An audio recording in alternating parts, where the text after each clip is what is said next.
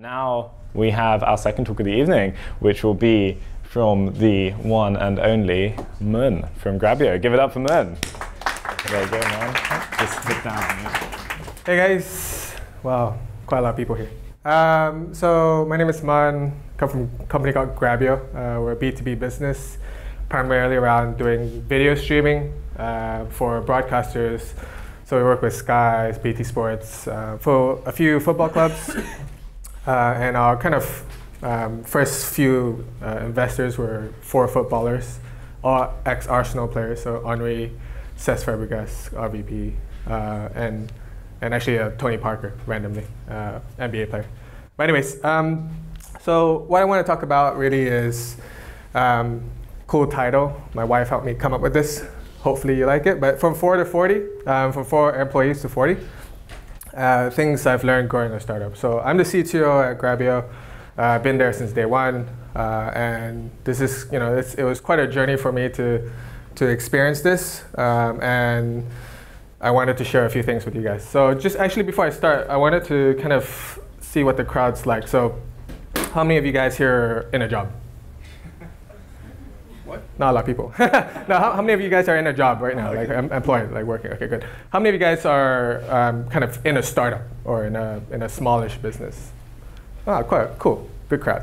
And how many of you guys are in a position where you're like in a senior position where you're growing a team or you're making decisions about how to grow a team? Cool. Okay, good. Great. So I was gonna talk about tech and scalability and AWS, but good thing I didn't do that. So, so this is the only thing I'm going to say about Grabyo. So timeline-wise, 2014 we started. It's less than 10 of us. Three teams really: engineering, sales, and design. One lonely design person, and it was great. A small team. Everyone's very very familiar, very close. 2015 we have slightly grown. Added 5 more people. Added a whole new team. Operations. They were in charge of basically running with clients, hand-holding clients, and then feeding back bugs to engineering and say, hey guys, this button here doesn't work, like fix it. 2016, again, slow growth, but adding 5 more people. Marketing is actually huge because before, our CEO would be the one that's driving marketing, right, and sales. But actually it's about building a brand. It's about shouting how well your company has done. Like when we first started, we were fortunate enough to actually work with some pretty top tier clients, and it's about shouting about that. And then finally last year, team of 30. We got pretty big. Hardly know everyone anymore. We opened our office in New York primarily for sales and ops, and then early this year we're about 40. So growth is great, right? Growth, everyone wants growth. Every business wants growth. And when you experience growth, it's a good sign. It means your business is being successful. But obviously, growing has its own challenges. And this is what I want to talk about. So the first kind of challenge, and I think this is anyone who's hired even one person will know this. Building a team is hard. And hiring an awesome team is really hard. First of all, you have to fend off those recruiters, right? There's no recruiters here, I hope. No recruiters. Right? You have to fend them off. They're like chasing you and say, hey, look at my CV, and you're like, I don't have time. And then how do you keep your hiring costs down? And then finally, once you actually onboard a good team, like how do you actually keep them? How do you actually manage to say, hey guys, stay in my company. Don't go to another cool startup like GoSquared. Like, they have t-shirts and pancakes, but I'll cook you pancakes. Like, how do you keep them?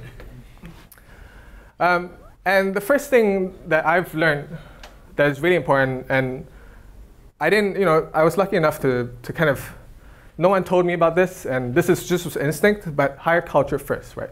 Like you sit down and you interview people, and back when I was started at a team of 4, I interviewed a lot of smart people, a lot of people that were generally smarter than me. And then there was a lot of people who were great at what they did, but immediately you can identify people who have personalities that you share with, right? People who generally share the same interests, the same kind of mindset at the way they approach a problem. And then people who are just genuinely smart, but they didn't really click with you, right? And that's really fundamental as to who you pick to hire, because ultimately, you can train skills to a certain extent. Like obviously, I'm not going to be good at sales because I can't do a sales pitch, right? But you can train skills, but you can't really train someone's personality, right? And you're going to be in the office with this person every day, 9 to whatever time your startup ends, right? And sometimes it's late. So you really want to make sure that the person you hire, you can bond with, you can rely on, you can trust, right? And look out for we people. Like you don't want someone that says, I did this, I did great, I have a great idea, right? You want someone that's more of a we person. And then finally, very important, like although you have a tight culture, doesn't mean you have to limit diversity, right? Like every age group, whether they're older or younger, obviously from all parts of the world, they all bring their uniqueness to the table.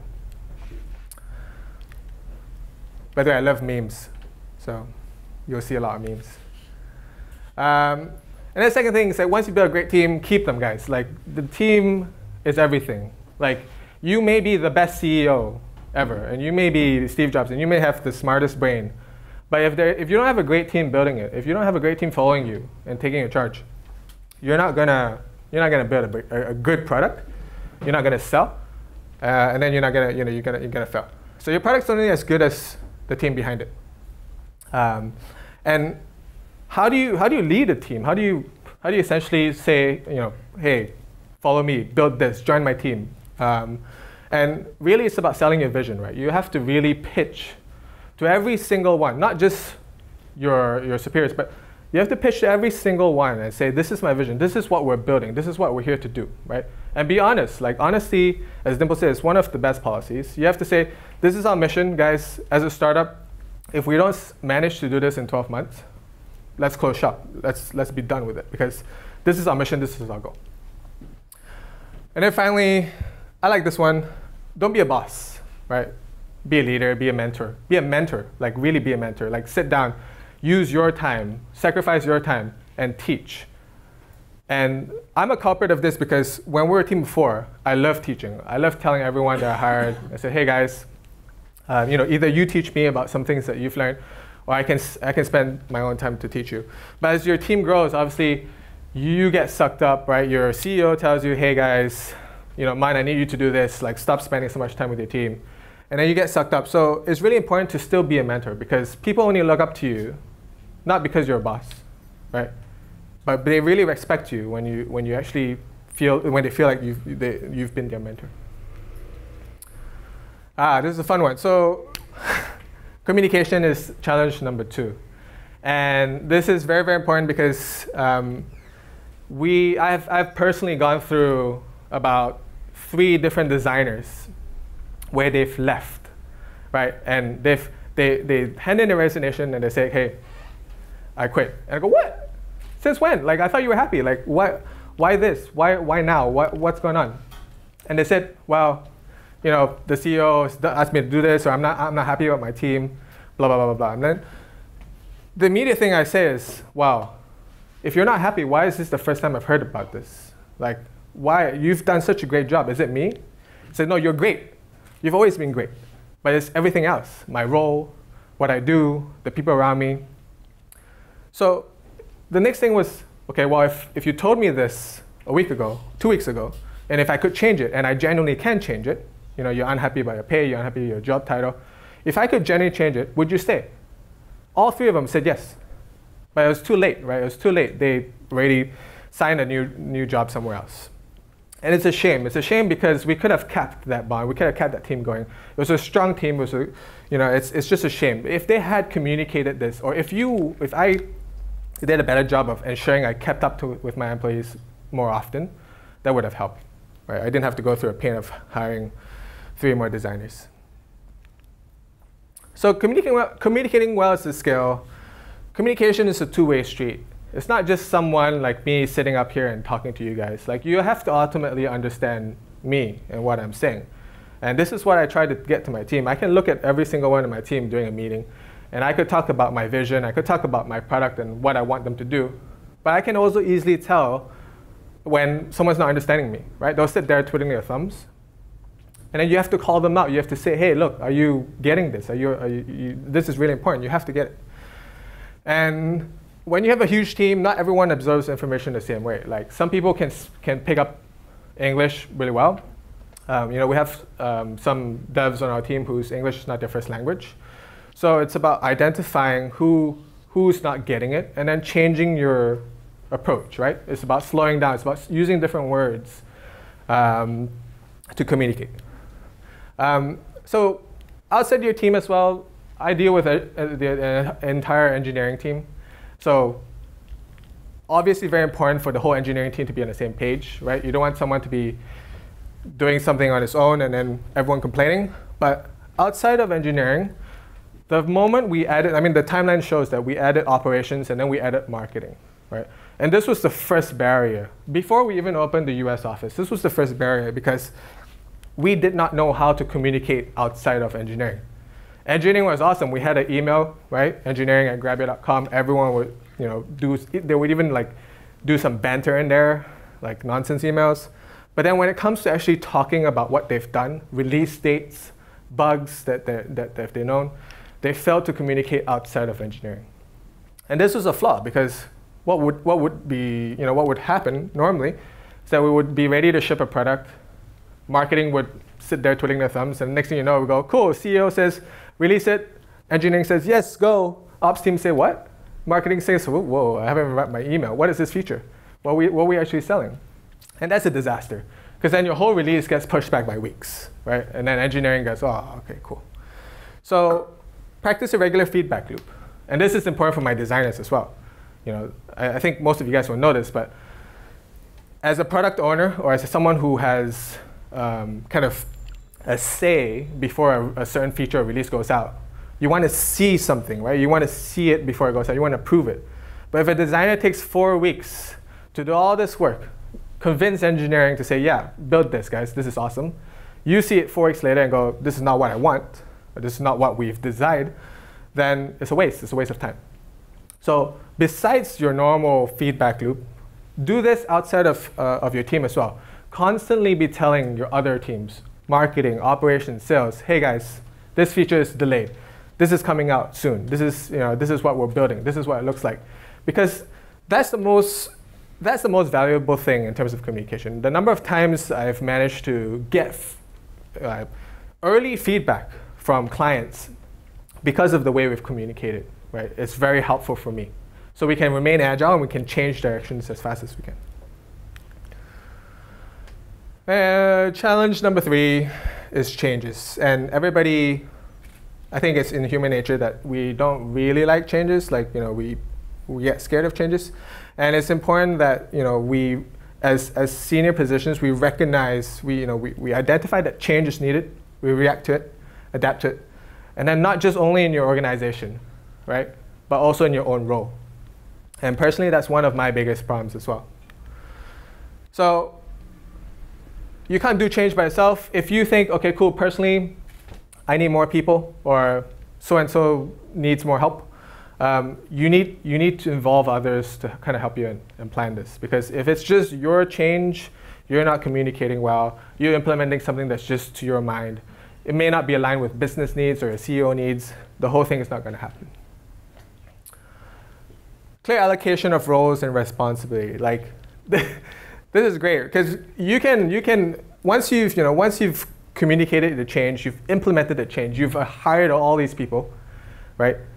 You need to be clear about what those changes are. You need to actually say, hey, guys, we've now split the team. Engineering, you're now, instead of one big team, you're now 2 separate teams. So you're now 3 different teams. And Tom, you're leading team A, and et cetera, et cetera. You need to assign ownerships because if you don't, nobody knows what they're doing. People seeing that change has happened, but nobody's actually profiting from those changes. And then finally, evolve your leadership style. As a startup, as a team of 4, you can be very hands-on, right? And once you hit a team, from my experience, you can only manage up to 5 people. And once you've grown past that, you need to change. You can't spend all your time teaching and helping every single one of them. Even though I really love doing that, I'd spend a lot of my time. But then you don't do your actual job, right? And then you will eventually get fired. So that comes to my final point, I think it's my final point, which is delegation, right? I have a really bad habit of not letting go, right? The things that I used to do, I don't. Because, for example, a ticket will come in, a really challenging one, and I love kind of solving problems. So BT Sports will write an email saying, hey guys, my video is stuttering, what's up? I have a team of 5 video engineers that I've hired throughout the year. What do? I look at the email. It's 12 a.m. I look at the email. I resolve it. I email them back, right? And then the next morning, I don't tell my team, right? The ticket's solved. I closed it. Nobody knows. Nobody even. I celebrated because I solved the problem. I didn't disturb my team at midnight. But then it happened again, and I was on holiday. And instead of my team being able to react to this, they didn't help, right? And the issue prolonged for over a day. It was a big problem. So really, it's about being able to delegate this. Stop doing what you're doing, right? Sometimes, yes, it's slower. The process is slower. You have to teach someone, or you have to hand it over. You have to let others fail.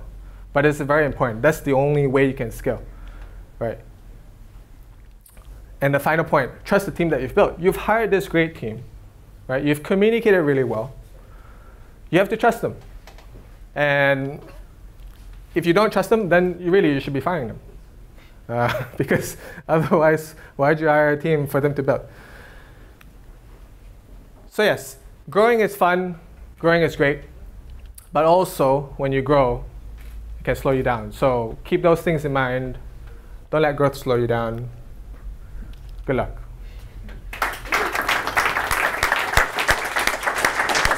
Awesome. Thank you so much, man.